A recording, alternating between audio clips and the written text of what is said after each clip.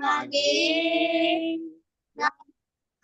ಪ್ರಾರ್ಥನೆ ಮಾಡುವಾಗ ನನ್ನ ಹತ್ತಿರವೇ ಇರುವವರೇ, ನನ್ನ ಪ್ರೀತಿಯ ಯೇಸುವೇ, ನನ್ನ ಪ್ರೀತಿಯ ಯೇಸುವೇ. ನಿನ್ನಿಂದಲೇ ಎಲ್ಲ ಸಾಧ್ಯವಲ್ಲ, ನಾನು ಬಲ್ಲೆನು ಗುರುವೇ, ಹೌದು. ನಿನ್ನಿಂದಲೇ ಎಲ್ಲ ಸಾಧ್ಯವಲ್ಲ, ನಾನು ಬಲ್ಲೆನು ಗುರುವೇ, ಹೌದು. ಆರಾಧನೆ ಆರಾಧನೆ ಆರಾಧನೆ ನಿನಗೆ.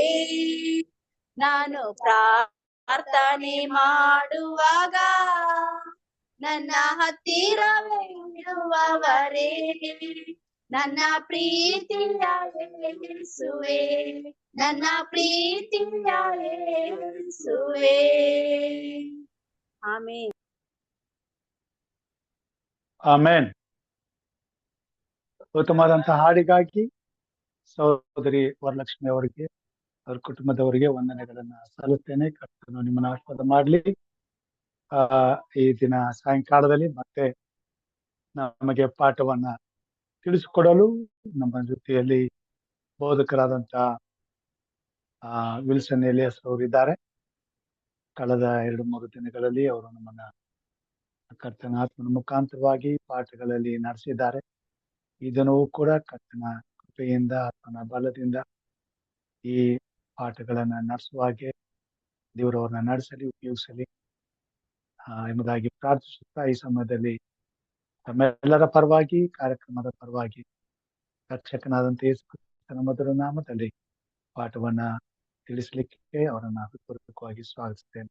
ಬೋಧಕರು, ಇದು ನಿಮ್ಮ ಸಮಯ, ಪಾಠಗಳನ್ನ ಮುನ್ನಡೆಸಬೇಕೆಂಬುದಾಗಿ ಕೇಳ್ಕೊಳ್ತೇನೆ. ದೇವರ ಪರಿಶುದ್ಧ ನಾಮಕ್ಕೆ ಸ್ತೋತ್ರವಾಗಲಿ. ಈ ಒಂದು ಸಂಜೆ ವೇಳೆಯಲ್ಲಿ ಬಂದಂತ ಪ್ರತಿಯೊಬ್ಬರನ್ನ ಯೇಸು ಕ್ರಿಸ್ತನ ನಾಮದಲ್ಲಿ ತಮ್ಮನ್ನು ಸ್ವಾಗತವನ್ನು ಕೋರುತ್ತೇನೆ. ಈ ಅವಕಾಶ ಮಾಡಿಕೊಟ್ಟಂತ ಪಾಸ್ಟರ್ ಎಂ ರಾಜ್ ಅವ್ರಿಗೂ ಹೃದಯಪೂರ್ವಕ ವಂದನೆಗಳು. ಮತ್ತೆ ಒಳ್ಳೆ ರೀತಿಯಿಂದ ಆತ್ಮಿಕವಾದಂತ ಹಾಡನ್ನ, ಪ್ರಾರ್ಥನೆಯ ಹಾಡನ್ನ ಹಾಡಿದಂತ ಅವ್ರಿಗೆ, ವಿಶೇಷ ಹಾಡಿದಂಥವ್ರಿಗೆ ನಾನು ವಂದನೆಗಳು ಸಲ್ಲಿಸೋನಾಗಿದ್ದೀನಿ. ದೇವರು ನಮ್ಮನ್ನು ಆಶೀರ್ವದಿಸ್ಲಿ. ಇಲ್ಲಿವರೆಗೆ ವಿಮೋಚನಾ ಕಾಂಡ ತುಂಬಾ ಒಳ್ಳೆ ಪುಸ್ತಕ, ಒಳ್ಳೆ ಹೆಸರು ಅದಕ್ಕೆ ಬಂದಿದೆ, ವಿಮೋಚನಾ ಕಾಂಡ ಅಂತ. ದೇವರು ಈ ಒಂದು ವಿಮೋಚನಾ ಕಾಂಡದಲ್ಲಿ ನಮಗೆ ಅನೇಕ, ನಿಜವಾಗ್ಲು ಹೇಳ್ಬೇಕಂದ್ರೆ ಈ ಒಂದು ವಿಮೋಚನಾ ಕಾಂಡವನ್ನು ನಾವು ಧ್ಯಾನಿಸುವಾಗ ಈ ಅಧ್ಯಾಯದಲ್ಲಿ ನಮ್ಗೆ ಎಷ್ಟು ಆತ್ಮಿಕ ಪಾಠಗಳಿದಾವೆ ಅಂದ್ರೆ ತುಂಬಾ ಆತ್ಮಿಕ ಪಾಠಗಳು ಈ ಒಂದು ವಿಮೋಚನಾ ಕಾಂಡದಲ್ಲಿ ನಾವು ನೋಡ್ಬೋದು ಪ್ರಿಯರೇ. ದೇವರು ನಮ್ಮನ್ನು ಇಲ್ಲಿವರೆಗೆ ದೇವರು ನಡೆಸಿದ್ದಾರೆ. ದೇವರ ನಾಮಕ್ಕೆ ಸ್ತೋತ್ರ. ನಾವು ಒಂದು ಚಿಕ್ಕ ಪ್ರಾರ್ಥನೆ ಮಾಡಿಕೊಂಡು ದೇವರ ಸಹಾಯವನ್ನು ಕೇಳೋಣ. ದೇವರ ಸಹಾಯವನ್ನು ಕೇಳಿ ನಾವು ವಾಕ್ಯವನ್ನು, ಪಾಠವನ್ನು ನೋಡ್ಕೊಳ್ಳೋಣಂತೆ. ಪರಿಶುದ್ಧನಾದ ಪರಲೋಕದ ತಂದೆ, ಸ್ತುತಿಗೆ ಪಾತ್ರನಾದ ಸ್ವಾಮಿ, ನಿಮಗೆ ಸ್ತೋತ್ರಪ್ಪ. ಈ ಒಂದು ಸಂಜೆಯ ವೇಳೆಯಲ್ಲಿ ಕೊಡ್ಬಂದಂತ ನಮ್ಮೆಲ್ಲರನ್ನ ಸ್ವಾಮಿ ನಿನ್ನ ಆತ್ಮದಿಂದ ಬಲಪಡಿಸಿ ಇಲ್ಲಿವರೆಗೆ ನಡೆಸಿದಕ್ಕಾಗಿ ಸ್ತೋತ್ರ. ನಿನ್ನ ವಾಕ್ಯವನ್ನು ಧ್ಯಾನಿಸುವಾಗ ಸ್ವಾಮಿ ನಿನ್ನ ಆತ್ಮ ಬಲ ಶಕ್ತಿಯನ್ನು ನಮಗೆ ಅನುಗ್ರಹಿಸು ಸ್ವಾಮಿ. ನಿನ್ನ ಆತ್ಮದಿಂದ, ನಿನ್ನ ವಾಕ್ಯದಿಂದ ನಮ್ಮ ಸಂಗಡ ಮಾತಾಡಬೇಕೆಂದು ಯೇಸುವಿನ ನಾಮದಲ್ಲಿ ಪ್ರಾರ್ಥಿಸಿ ಬೇಡಿಕೊಳ್ಳುತ್ತೇವೆ ತಂದೆ. ಆಮೆನ್. ದೇವ್ರ ನಾಮಕ್ಕೆ ಸ್ತೋತ್ರ. ವಿಮೋಚನಾ ಕಾಂಡ, ನಾವು ತುಂಬಾ ಸಂತೋಷ ಆಯ್ತು. ಈ ವಿಮೋಚನಾ ಕಾಂಡ ಅಂದ ತಕ್ಷಣ ನನಗೆ ತುಂಬಾ ಸಂತೋಷ ಆಯ್ತು. ಯಾಕಂದ್ರೆ ಇದರಲ್ಲಿ ದೇವ್ರ ಅದ್ಭುತವಾದಂತ ರೀತಿಯಿಂದ ತನ್ನ ಮಕ್ಕಳನ್ನ ದೇವ್ರು ನಡೆಸ್ತಾ, ಪೋಷಿಸ್ತಾ, ಆತ್ಮಿಕವಾಗಿ ಪೋಷಿಸ್ತಾ ಇದ್ದಾನೆ. ಮತ್ತೆ ಶಾರೀರಿಕವಾಗಿ ಪೋಷಣೆ ನಾವು ನೋಡ್ತೀವಿ.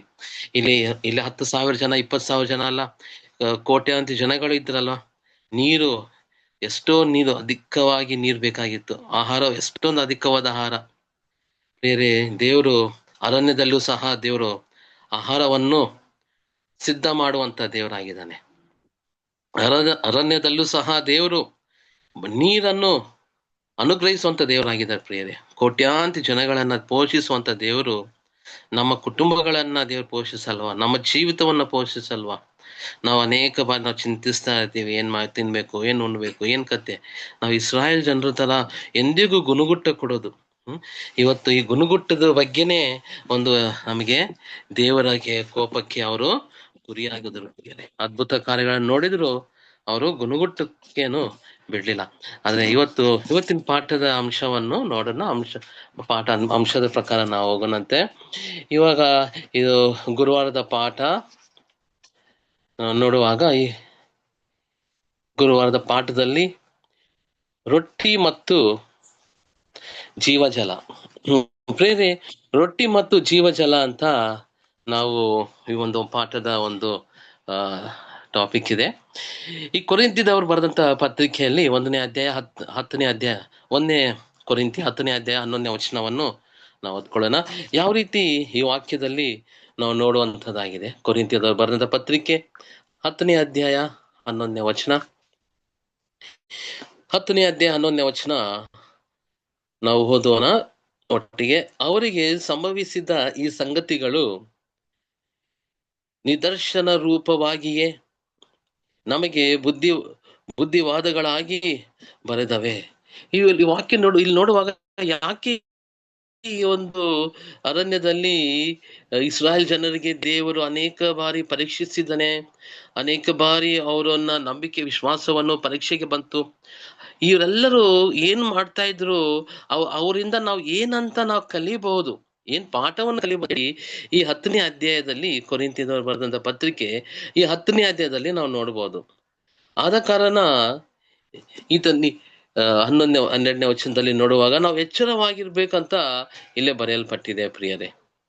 ಈ ಕಾರಣದಿಂದ ನಾವು ನೋಡುವಾಗ ದೇವರ ವಾಕ್ಯದಲ್ಲಿ ಈ ಘಟನೆಗಳು ಮತ್ತೆ ಈ ಸಮಸ್ಯೆಗಳು ಇವೆಲ್ಲ ಯಾಕೆ ನಮ್ಮನ್ನ ಏನಂತ ನಮ್ಗೇನ್ ತೋರಿಸುವಂತದ್ದಾಗಿದೆ, ಅವ್ರು ಯಾವ ರೀತಿ ಅವ್ರಿದ್ರು, ಮತ್ತೆ ನಾವು ಯಾವ ರೀತಿ ನಾವು ಇರತಕ್ಕದ್ದು, ಇವರಿಂದ ನಾವು ಏನಂತ ಕಲಿಬಹುದು ಅಂತ ನಾವು ನೋಡ್ಬೋದು ಪ್ರಿಯರೇ.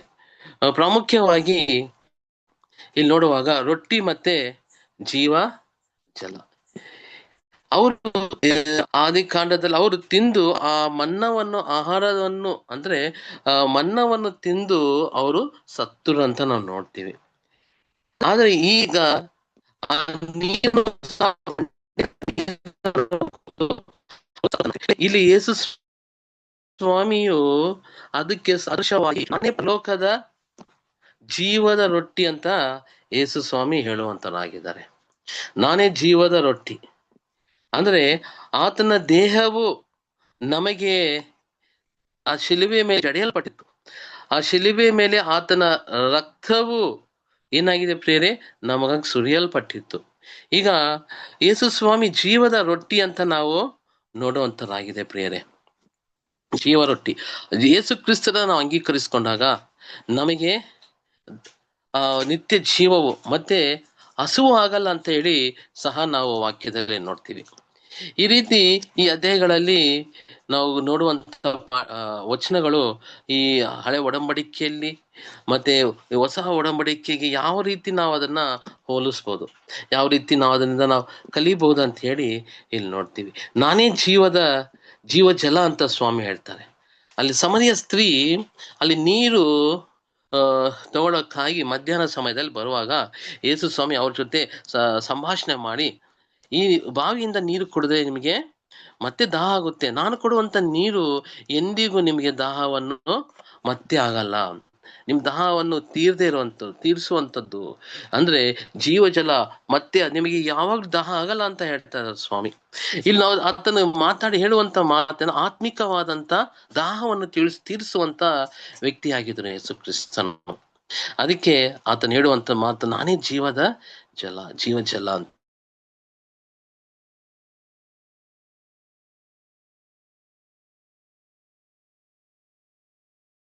ಏನಂದ್ರೆ ದೇವರು ಇಸ್ರಾಯೇಲ್ ನೀರಿಲ್ಲದ ಸ್ಥಳದಲ್ಲಿ ಬಂಡೆಯಿಂದ ನೀರು ತಂದ್ರು.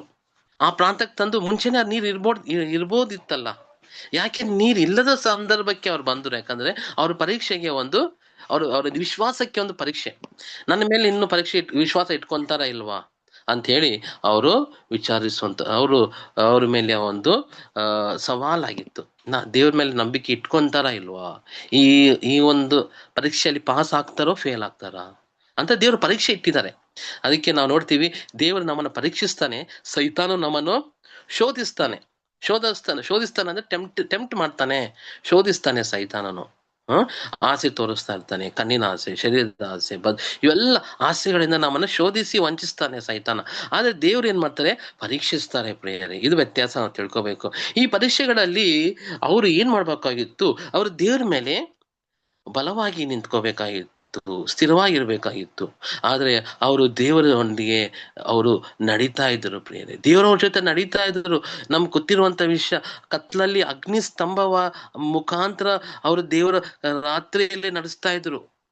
ಹಗಲಲ್ಲಿ ಅವರು ಮೇಘ ಸ್ತಂಭದ ಉಪಾದ್ರೆಯಲ್ಲಿ ದೇವರು ನಡೆಸ್ತಾ ಇದ್ರು. ಆ ರೀತಿ ಅವ್ರ ಜೊತೆನೆ ದೇವ್ರು ಇರ್ತಾ ಇದ್ರು. ಆದ್ರೆ ನಾವು ಪೌಲನು ಹೇಳಿರುವಂತ ಆ ಅನುಭವದಿಂದ ನಾವು ಎಚ್ಚರವಾಗಿರ್ಬೇಕಂತ ಹೇಳಿ ಪೌಲನು ಕೊರಿಂಥದವರಿಗೆ ಬರೆದಂತ ಪತ್ರಿಕೆಯಲ್ಲಿ ನಾವು ನೋಡುವಂತ 10ನೇ ಅಧ್ಯಾಯದಲ್ಲಿ ನಾವು ನೋಡ್ತೀವಿ ಪ್ರಿಯರೇ. ಯಾವ ರೀತಿ ದೇವರು ಈ ಲೋಕದಲ್ಲಿ ನಮ್ಮನ್ನ, ಇವಾಗ ಅಗ್ನಿಸ್ತಂಭ ಮತ್ತೆ ಮೇಘಸ್ತಂಭ ನಮ್ಮ ಹತ್ರ ಇಲ್ಲ. ದೇವ್ರು ನಮ್ಮನ್ನ ಇವತ್ತು ಹೇಗ್ ನಡೆಸ್ತಾ ಇದ್ದಾನೆ ಅಂತ ನಾವು ಅನ್ಕೋಬೋದಲ್ವಾ. ಈಗ ನಮಗೆ ದೇವರ ಆತ್ಮ ಇದೆ, ದೇವರ ಪವಿತ್ರ ಆತ್ಮ ಇದೆ, ಸಹಾಯಕನಾಗಿದ್ದಾನೆ. ಆತನು ನಮ್ಮ ಸಂಗಡ ಇದ್ದಾನೆ, ಆತನು ಎಲ್ಲಾ ಕಡೆ ಇರಕ್ಕೆ ಸಾಧ್ಯವಾಗುತ್ತೆ, ಎಲ್ಲರ ಜೊತೆ ಇರ್ತಾನೆ ಪವಿತ್ರಾತ್ಮನು.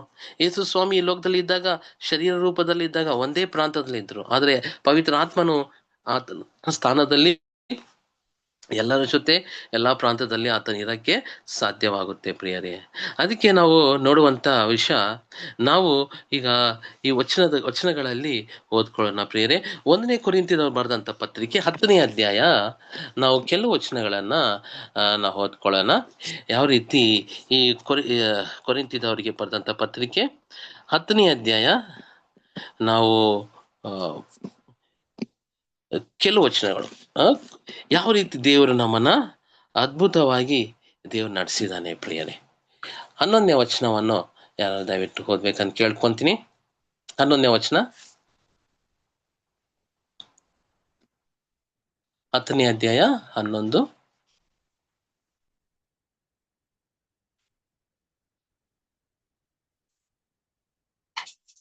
ಒಂದನೇ ಕೊರಿಂಥಿ ಬರೆದಂತ ಪತ್ರಿಕೆ 10ನೇ ಅಧ್ಯಾಯ.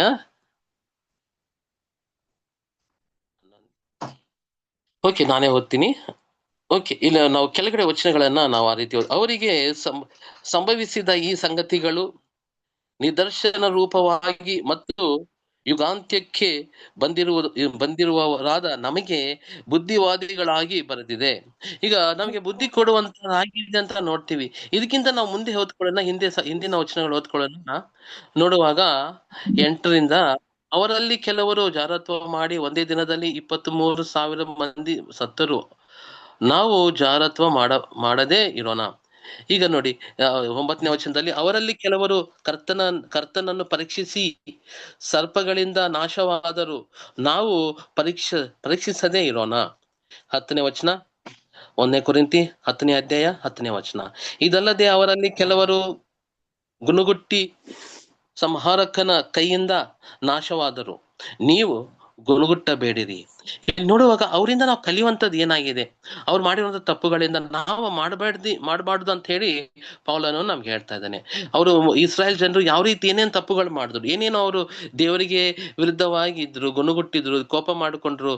ಆಟೋಮೆಟಿಕ್ ಅದು ಏನಾಗಿದೆ, ಆ ಮೋಶೆ ಮೇಲೆ ಅಲ್ಲದೆ ದೇವ್ರ ಮೇಲೆ ಅವರು ಗುನುಗುಡ್ತಿದ್ರು. ಮೋಶೆ ಎಷ್ಟು ವ್ಯಸನ ಪಟ್ಟನ ಅಂದ್ರೆ ಅಷ್ಟು ವ್ಯಸನ ಪಟ್ಟಿದ್ದಾನೆ ಪ್ರಿಯರೇ. ಅವರಿಂದ ಆದ್ರೂ ಆತನ ತಾಳ್ಮೆಯಿಂದ ಸಾತ್ವಿಕನಾಗಿ ಆತನ ಅವರನ್ನ ಎಷ್ಟೋ ದೇವರ ಪ್ರೀತಿಯನ್ನ ತೋರಿಸ್ತಾ ಬಂದಿದ್ದನು ಪ್ರಿಯರೇ. ನೋಡುವಾಗ ಮತ್ತೆ ನಾವು ವಾಕ್ಯಗಳಲ್ಲಿ ಯಾವ ರೀತಿ ಈ ಜನರಿಂದ ನಾವು ತಿಳ್ಕೊಳ್ಳುವಂತ ವಿಷಯ, ಮತ್ತೆ ನಮಗೆ ದೇವ್ರು ಯಾವ ಒಂದು ಆತ್ಮವನ್ನು ದೇವ್ರು ಕೊಟ್ಟಿದ್ದಾನೆ. ಇನ್ನು ವಾಕ್ಯದಲ್ಲಿ ನೋಡಿ, ಈಡಿತನ ಆತ್ಮವು ನಮ್ಗೆ ಕೊಟ್ಟಿಲ್ಲ. ಈ ಕಷ್ಟಗಳು ಬಂದಾಗ, ಸಮಸ್ಯೆಗಳು ಬಂದಾಗ ನಾವೇನ್ ಮಾಡ್ತೀವಿ ಹೇಳಿ, ಅಯ್ಯೋ ದೇವ್ರು ಎಲ್ಲಿದ್ದಾನೆ, ಈ ಕಷ್ಟ ಸಮಸ್ಯೆಗಳು ನನಗೆ ಯಾಕೆ ಅಂತ ಹೇಳಿ ನಾವು ಅನ್ಕೊಂತೀವಿ. ಎಂದಿಗೂ ನಾವು ಏಡಿತನ ಆತ್ಮ ನಮಗೆ ಕೊಟ್ಟಿಲ್ಲ ದೇವ್ರು ಕೊಟ್ಟಿಲ್ಲ. 2ನೇ ತಿಮೋತಿದವರು ಬರೆದಂತ ಪತ್ರಿಕೆ ನಾವು ನೋಡೋಣ. ಇಲ್ಲೂ ಸಹ 1ನೇ ಅಧ್ಯಾಯ 7ನೇ ವಚನ. ಈ ವಚನ ಯಾರು ಯಾವುದು? 2 ತಿಮೋತಿ ಚಾಪ್ಟರ್ 12 ವರ್ಸ್ 1 and 2. 2ನೇ ತಿಮೋತಿದವರು ಬರೆದಂತ ಪತ್ರಿಕೆ 1ನೇ ಅಧ್ಯಾಯ 7ನೇ ವಚನ.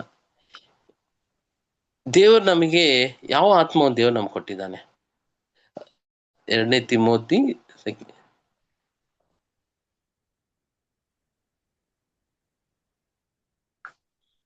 1ನೇ ಅಧ್ಯಾಯ 7ನೇ ವಚನ. ದೇವರು ನಮಗೆ ಕೊಟ್ಟಿರುವ ಆತ್ಮವು ಬಲ, ಪ್ರೀತಿ, ಶಿಕ್ಷಣಗಳ ಆತ್ಮವೇ ಹೊರತು ಹೇಳಿತನದ ಆತ್ಮವಲ್ಲ. ಆದುದರಿಂದ ನೀನು ನಮ್ಮ ಕರ್ತನನ್ನು ಕುರಿತು ಹೇಳುವ ಸಾಕ್ಷಿಯ ವಿಷಯದಲ್ಲಾಗಲಿ ಆತನ ಸೆರೆಯವರಾದ ನನ್ನ ವಿಷಯದಲ್ಲಾಗಲಿ ನಾಚಿಕೆ ಪಡದೆ ದೇವರ ಬಲವನ್ನು ಆಶ್ರಯಿಸಿ ನನ್ನೊಂದಿಗೆ ಸುವಾರ್ತೆಗೋಸ್ಕರ ಶ್ರಮೆಯನ್ನು ಅನುಭವಿಸು. ಆಮೆನ್. ದೇವ ಸ್ತೋತ್ರವಾಗ್ಲಿ. ದೇವ್ ನಮಗ್ ಸ್ತೋತ್ರ. ವಂದನೆಗಳು. ಇಲ್ಲಿ ನೋಡುವಾಗ ನೋಡಿ ಯಾವ ರೀತಿ ದೇವ್ರು ನಮ್ಗೆ ಆತ್ಮ ಕೊಟ್ಟಿದ್ದಾನೆ. ನಮಗೆ ದೇವರು ಕೊಟ್ಟಿರುವಂತ ಆತ್ಮವು ಬಲ, ಪ್ರೀತಿ, ಶಿಕ್ಷಣೆಗಳ ಆತ್ಮವೇ ಹೊರತು ಏಡಿತನದ ಆತ್ಮವಲ್ಲ. ಏಡಿತನ ಆತ್ಮವಲ್ಲ. Not a coward spirit. Not a ಏನಂತಾರಲ್ಲ ಭಯಪಡುವಂತ ಆತ್ಮ ಅಲ್ಲ. ಯಾವುದೇ ಕಷ್ಟ ಸಮಸ್ಯೆಗಳು ಬಂದ್ರು ನಾವು ಗುಣಗುಟ್ಟದೆ, ನಾವು ಭಯಪಟ್ಟಾಗ ಗುಣಗುಡ್ತೀವಲ್ವಾ. ಭಯಪಟ್ಟಾಗ ಅಯ್ಯೋ ಏನ್ ಸಮಸ್ಯೆ ಆಯ್ತಪ್ಪ, ಏನಾಯ್ತು, ನಾವು ನದಿ ತೀರದಲ್ಲಿ ಬಂದಿದ್ದೀವಿ, ಹಿಂದೆ ಸೈನ್ಯ, ಅಕ್ಕಪಕ್ಕ ಅರಣ್ಯ, ಕಾಡು, ಮುಂದೆ ಸಮುದ್ರ, ಹಿಂದೆ ಸೈನ್ಯ ಇದೆ, ಏನ್ ಮಾಡ್ಬೇಕು? ಅವ್ರು ಭಯಪಟ್ಟಿದ್ರು, ಗುಣಗುಡ್ತಾ ಇದ್ರು. ನೀರಿಲ್ಲ, ಅದಿಲ್ಲ, ಊಟ ಇಲ್ಲ, ಆಹಾರ ಇಲ್ಲ, ಎಲ್ಲದಕ್ಕೆ ಅವರು ಪ್ರತಿ ಹಂತದಲ್ಲೂ ಅವರು ಅದಕ್ಕೆ ಇಂಗ್ಲಿಷ್ ಬೈಬಲ್ ಅಲ್ಲಿ ಬರೆಯಲ್ಪಟ್ಟಿದೆ ಚಿಲ್ಡ್ರನ್ ಆಫ್ ಇಸ್ರಾಯಲ್ ಅಂತ. Children of Israel, children of Israel. ಇಲ್ಲಿ ಇಸ್ರಾಯಲ್ರು ಅಂತಿದೆ, ಇಂಗ್ಲಿಷ್ ಅಲ್ಲಿ ನೋಡುವಾಗ ಚಿಲ್ಡ್ರನ್ ಆಫ್ ಇಸ್ರಾಯಲ್ ಅಂತ ಬರೆಯಲ್ಪಟ್ಟು. ಯಾಕೆ ಚಿಲ್ಡ್ರನ್ ಅಂತೆ? ಅವ್ರಿಗೆ ಮಕ್ಕಳ ತರಾನೇ ಇದ್ರು. ಅವರು ವಯಸ್ಸಾದವರು, ವೃದ್ಧರಾದ್ರು, ಸತ್ರು, ಆದ್ರೂ ಅವ್ರ ಏನಂತ ಕರೆಯಲ್ಪಟ್ಟಿದೆ ಅಂದ್ರೆ ಆಂಗ್ಲ ಭಾಷೆದಲ್ಲಿ ಚಿಲ್ಡ್ರನ್ ಆಫ್ ಇಸ್ರಾಯಲ್ ಅಂತ, ಚಿಲ್ಡ್ರನ್ ಅಂತ ಕರೆಯಲ್ಪಟ್ಟಿದೆ. ಚಿಲ್ಡ್ರನ್ ಅಂದ್ರೆ ಅವ್ರು ಇನ್ನು ಚೈಲ್ಡ್ ಆಗಿದ್ರು ನೋಡಿ, ಮಕ್ಕಳ ತರ ಅವ್ರು ಇದ್ರು. ಆದ್ರೂ ದೇವರು ಎಷ್ಟೋ ಅವ್ರ ಮೇಲೆ ದಯೆ, ಕನಿಕರು, ಅನುಕಂಪವು ಇತ್ತು ಅಂತ ನಾವು ನೋಡ್ತೀವಿ ಪ್ರಿಯರೇ. ಈ ರೀತಿ ನಾವು ನೋಡುವಂಥದ್ದು ವಿಷಯದಲ್ಲಿ ನಾವು ಈ ಒಂದು ಅದ್ಭುತ ಕಾರ್ಯಗಳನ್ನು ನೋಡಿದ್ರು ಸಹ ಅವರು ದೇವರನ್ನ ಅವರು ನಮ್ಮಕ್ಕೆ ಅವರು ಕಷ್ಟವಾಯ್ತು ಪ್ರಿಯರೇ. ಮುಖ್ಯವಾಗಿ ನಾವು ತಿಳ್ಕೊಳ್ಳೋದೇನಂದ್ರೆ, ನಾವು ಈ ಒಂದು ಪಾಠಗಳಿಂದ ಹಳೆ ಒಡಂಬಡಿಕೆ ನಾವು ನೋಡುವಾಗ ಹಳೆ ಒಡಂಬಡಿಕೆಯಲ್ಲಿ ದೇವರು ಯಾವ ರೀತಿ ಅವ್ರ ಮೇಲೆ ಒಂದು ಕೋಪಗೊಂಡಿದ್ದಾನೋ, ಬೇಸರಗೊಂಡಿದ್ದಾನೋ. ಆದ್ರೆ ನಾವು ನೋಡುವಂಥದ್ದು ಪ್ರಿಯರೇ, ಆ ದೇವರು ತಾಳ್ಮೆ ಉಳ್ಳವನಾಗಿದ್ದಾನೆ. ಹೊಸ ಒಡಂಬಡಿಕೆಯಲ್ಲಿ ಯೇಸು ಕ್ರಿಸ್ತನು ಜೀವದ ರೊಟ್ಟಿಯಾಗಿದ್ದಾನೆ, ಕ್ಷಮಿಸುವಂತ ದೇವರು. ಆ ರೀತಿ ದೇವರು ಜೀವ ಜಲ ಆಗಿದ್ದಾನೆ ಪ್ರಿಯರೇ, ಜೀವದ ರೊಟ್ಟಿ ಆಗಿದ್ದಾನಂತೆ ನಾವು ನೋಡುವಂಥದ್ದಾಗಿದೆ. 1 ಕೊರಿಂಥದವರು 10ನೇ ಅಧ್ಯಾಯ 4ನೇ ವಚನವು ಸಹ ನೋಡೋಣ. 4ನೇ ವಚನ.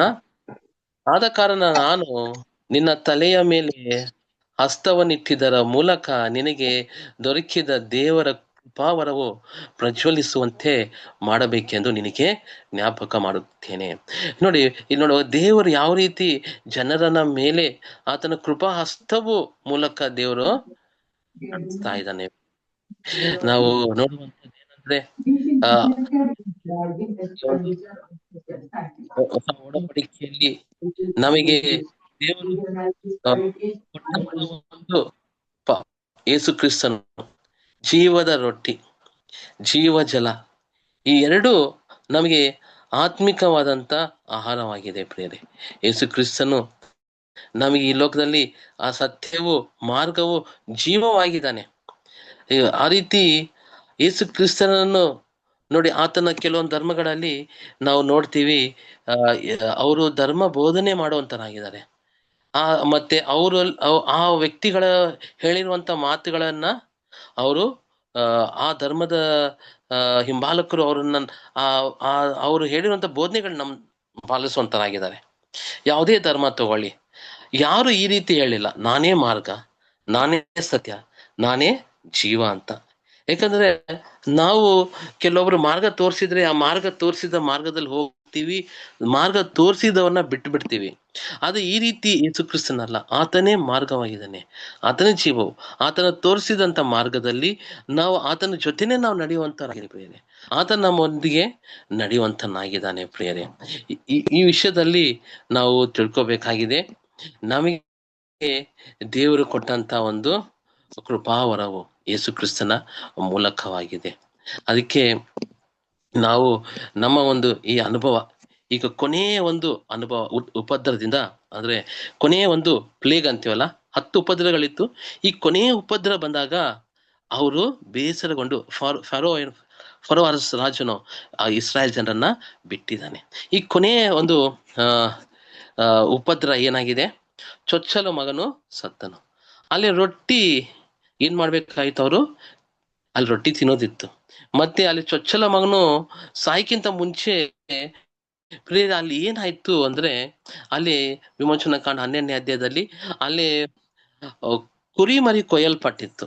ಆ ಕುರಿಮರಿ ಕೊಯ್ಯಲ್ಪಟ್ಟಾಗ ಆ ಕುರಿಮರಿ ಮತ್ತೆ ರಕ್ತವು ದ್ವಾರ ಸ್ತಂಭಗಳ ಮೇಲೆ ಹಚ್ಚಿದಾಗ ಅಲ್ಲಿರುವಂತ ಜನಗಳು ಯಾರ್ಯಾರ ಮನೆಗಳ ಮೇಲೆ ರಕ್ತ ಇಲ್ಲವೋ ಅದೇನಾಯ್ತು ಹೇಳಿ, ಆ ಮನೆಯಲ್ಲಿ ಚೊಚ್ಚಲ ಮಗನು ಸತ್ತನು. ಈಗ ಕ್ರಿಸ್ತನು ಆ ಕುರಿಮರಿಗೆ ಸಾದೃಶ್ಯವಾಗಿದ್ದಾನೆ ಪ್ರಿಯ. ಲೋಕಪಾಪವನ್ನು ಹೊತ್ತುಕೊಳ್ಳುವಂತ ದೇವರ ಕುರಿಮರಿ.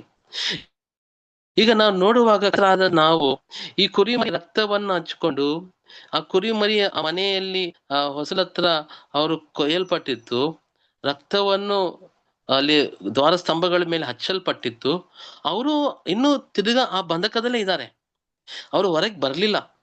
ಈಗ ಅನೇಕ ಕ್ರೈಸ್ತರು ನಾವು ಯೇಸು ಕ್ರಿಸ್ತನು ನಮಗೆ ಜೀವದ ರೊಟ್ಟಿ, ಜೀವ ಜಲ ಅಂತ ಹೇಳಿ ನಾವು ಆತನನ್ನು ಅಂಗೀಕರಿಸ್ಕೊಂತೀವಿ, ಆತನ ನಮಗೆ ಪಾಪ ನಿವಾರಣೆ ಮಾಡುವಂತ ರಕ್ಷಕನಂತ ಅಂಗೀಕರಿಸ್ಕೊಂತೀವಿ. ಆದ್ರೂ ಇನ್ನು ಐಗುಪ್ತ ದೇಶದಲ್ಲಿ ನಾವು ಇದೀವಿ ಪ್ರಿಯರೇ. ಐಗುಪ್ತ ದೇಶದಲ್ಲೂ ಸಹ ಅವ್ರ ಕುರಿಮರಿಯನ್ನ ಅಂಗೀಕರಿಸ್ಕೊಂಡ್ರು, ರಕ್ತ ಹಚ್ಚಲ್ಪಟ್ಟಿತ್ತು, ಆದ್ರೂ ಹೊರಗಡೆ ಬರ್ಲಿಲ್ಲಲ್ಲ ಅವರು.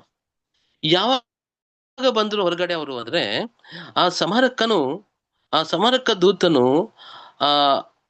ಆ ಊರಿನ ಮೇಲೆ ದಾಟಿ ಹೋಗುವಾಗ ಯಾವ್ಯಾವ ಮನೆಗಳ ಮೇಲೆ ರಕ್ತ ಇಲ್ಲವೋ ಅಲ್ಲಿ ಚೊಚ್ಚಲ ಮಗನು ಸತ್ತೋಗ್ತಾನೆ. ಪ್ರಾಣಿಗಳಿಂದ, ಜಂತುಗಳನ್ನ ಹಿಡಿದು ಮನುಷ್ಯರಿಂದ ಎಲ್ಲಾ ಮೊದಲನೇ ಪ್ರಥಮ ಹುಟ್ಟಿರುವಂತ ವ್ಯಕ್ತಿ ಸತ್ತೋಗ್ತಾನೆ.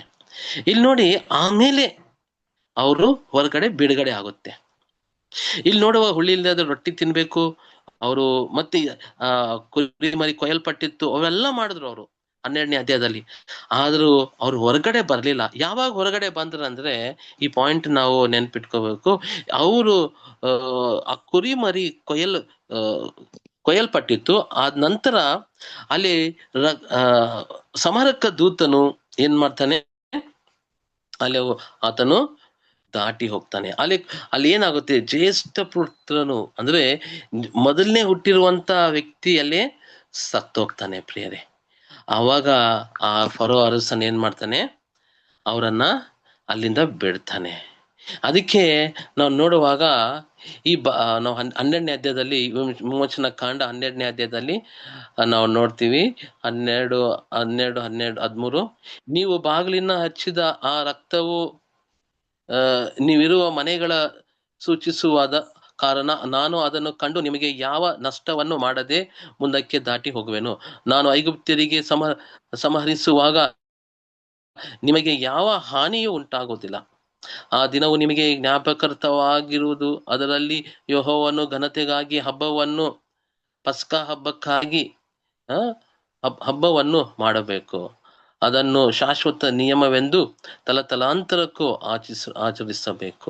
ಇಲ್ಲಿ ನೋಡುವಾಗ 7ನೇ ದಿವಸದಲ್ಲಿ ನೀವು ಹುಳಿ ಇಲ್ಲದ ರೊಟ್ಟಿಗಳನ್ನು ತಿನ್ನಬೇಕು. ಮೊದಲನೆಯ ದಿನದಲ್ಲಿಯೂ ಹುಳಿ ಹಿಟ್ಟನ್ನೆಲ್ಲ ನೀವು ಮನೆಯೊಳಗಿಂದ ತೆಗೆದು ಬಿಡಬೇಕು.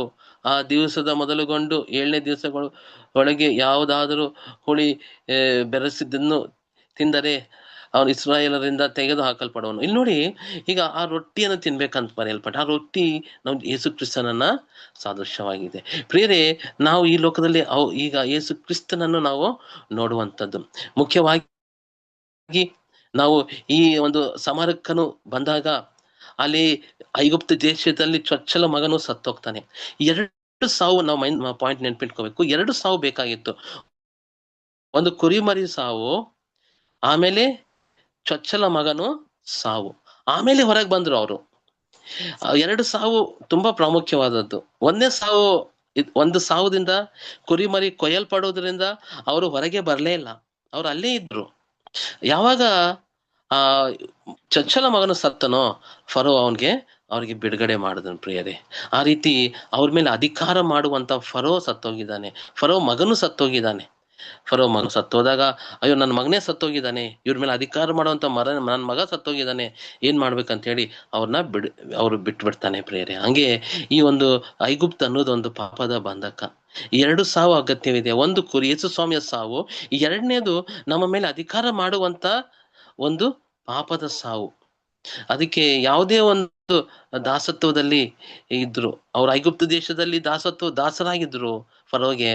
ನಾವು ಈ ಲೋಕದಲ್ಲಿ ಯಾವುದೇ ಒಂದು ಅಭ್ಯಾಸಕ್ಕೆ, ಚಟಕ್ಕೆ, ಯಾವುದೇ ವಿಷಯಕ್ಕೆ ನಾವು ದಾಸರಾಗಿರ್ತೀವಿ ಪ್ರಿಯರೇ. ಅದು ನಮ್ಮ ಮೇಲೆ ಅಧಿಕಾರ ಮಾಡುವಂಥದ್ದು ಸಹ ಸಾಯ್ಬೇಕಾಗಿದೆ ಪ್ರಿಯರೇ. ಅದಕ್ಕೆ ನಾವು ಈ ವಿಷಯದಲ್ಲಿ ನೋಡ್ಕೊಳ್ಳೋಣ. ದೇವರು ನಮಗೆ ಅನುದಿನದ ಆಹಾರವನ್ನು ಕೊಡುವಂತನಾಗಿದ್ದಾನೆ ಪ್ರಿಯರೇ. ಆತನ ಮೇಲೆ ನಾವು ನಿಂತ್ಕೊಂಡಿರುವಾಗ, ಆತನ ಮೇಲೆ ನಾವು ಆದ್ಕೊಂಡಿರುವಾಗ, ನಾವು ಯೇಸು ಕ್ರಿಸ್ತನ ಈ ಲೋಕದಲ್ಲಿ ಜೀವದ ರೊಟ್ಟಿ ನಾನಂತ ಹೇಳ್ತಾನೆ. ಯೋಹಾನ್ ಬರೆದ ಸುವಾರ್ತೆ 6ನೇ ಅಧ್ಯಾಯ 31ರಿಂದ 35 ವಚನವನ್ನು ಯಾರು ಓದ್ಬೋದು. ಇದರಲ್ಲಿ ನಾವು ನಿತ್ಯ ಜೀವ ಕೊಡುವಂತ ಪರಲೋಕದ ರೊಟ್ಟಿ ನಾನಂತ ಸ್ವಾಮಿ ಹೇಳುವಂತನಾಗಿದ್ದಾನೆ ಪ್ರಿಯರೇ. ಇದಕ್ಕೆ ಈ ಆತ್ಮಿಕ ಪಾಠಗಳು ನಾವು ಕಲಿಯುವಾಗ ನಾವು ಎಂದಿಗೂ ಗುಣಗುಟ್ಟು ಕೊಡುದು ಇದಿಲ್ಲ ಅದಿಲ್ಲ, ಯಾವುದೇ ನಾವು ಕೈಯಿಂದ ಏನಾಗುತ್ತೆ ಅದು ಮಾಡೋಣ. ದೇವ್ರು ಖಂಡಿತವಾಗಿ ಒಂದ್ ಮಾರ್ಗ ತೋರಿಸ್ತಾನೆ. ಪ್ರಾರ್ಥನೆ ಮಾಡೋಣ, ಗುಣಗುಟ್ಟಬಾರ್ದ. ಮೊದ್ಲೇ ಅದು ಹೇಳ್ತೀವಿ, ಗುಣಗುಟ್ಟು ಕೊಡುದು ನಾವು ಪ್ರಾರ್ಥಿಸ್ಕೊಳ್ಳೋಣ. ತುಂಬಾ ನಮಗೆ ವೇದನೆ ಉಂಟಾಗುತ್ತೆ, ಸಮಸ್ಯೆಗಳು ಇದಾವೆ, ದುಃಖ ಪಡಬಾರ್ದು, ಧೈರ್ಯವಾಗಿದ್ದು ಕ್ರಿಸ್ತನೇ ನಮಗೆ ಒಂದು ಮನ್ನವಾಗಿ, ಪರಲೋಕದ ಮನ್ನವಾಗಿ ಆತ್ಮಿಕ ದಾಹವನ್ನು ತೀರಿಸ್ತಾನೆ. ಅನುದಿನದ ಆಹಾರದಲ್ಲಿ ನಮಗೆ ಶಾರೀರಿಕ ಆಹಾರವನ್ನು ದೇವರು ಒದಗಿಸ್ತಾನೆ.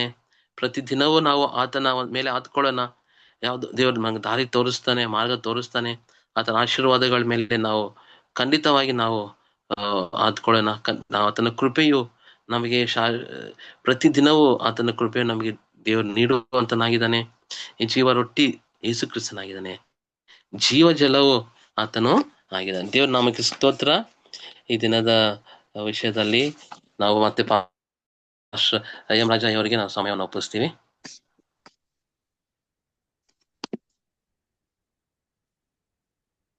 ಧನ್ಯವಾದಗಳು. ಉತ್ತಮವಾದಂತ ರೀತಿಯಲ್ಲಿ ಈ ದಿನದ ಪಾಠವನ್ನ ನಡೆಸ್ಕೊಟ್ಟಂತ ಬೋಧಕರಿಗೆ ವಂದನೆಗಳನ್ನ ಸಲ್ಲಿಸ್ತೇನೆ. ಈಗ ಈ ಪಾಠದ ಕುರಿತಾಗಿ ತಿಳಿಯಬೇಕಾದಂತ ಸಂಗತಿಗಳು, ಪ್ರಶ್ನೆಗಳು ಇದ್ರೆ ಈ ಸಮಯದಲ್ಲಿ ಹಂಚ್ಕೋಬಹುದು, ಅಥವಾ ತಿಳಿಸಬೇಕಾದಂತ ಸಂಗತಿಗಳು, ವಿಷಯಗಳು ಇದ್ದಲ್ಲಿ ಹಂಚ್ಕೊಳ್ಬೇಕೆಂಬುದಾಗಿ ಕೇಳ್ಕೊಳ್ತೇನೆ. ನಾನು ಒಂದು ವಿಷಯ ಹೇಳ್ತೀನಿ. ಅದು ಪಾಸ್ಟರ್ ಇಲಿಯಾಸ್ ಅವ್ರು ಹೇಳಿದ್ರು, ನಾವು ಗುಣ ಕೂಟಬಾರ್ದು, we should not murmur and grumble. ಯಾಕೆ ಅಂದ್ರೆ we should try to understand the mechanics of this. We all know that we should not murmur, we should not grumble. All these teachings are there. Now why we should not murmur or grumble?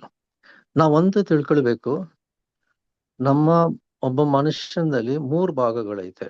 that we go back to the basics: body, soul and spirit.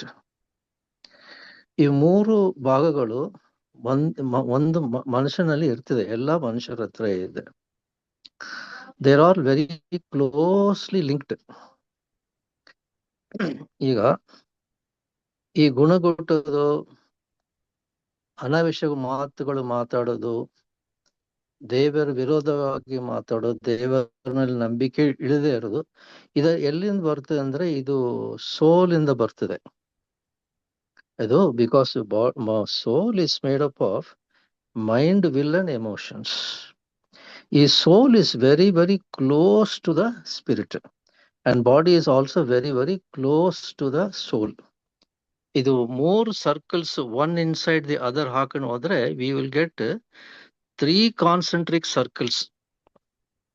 ಹೊರಗಿಂದ ಭಾಗ body, middle ಭಾಗ inside to the body ಇದು soul, inner most circle ಒಳಗೆ ಅಂದ್ರೆ spirit.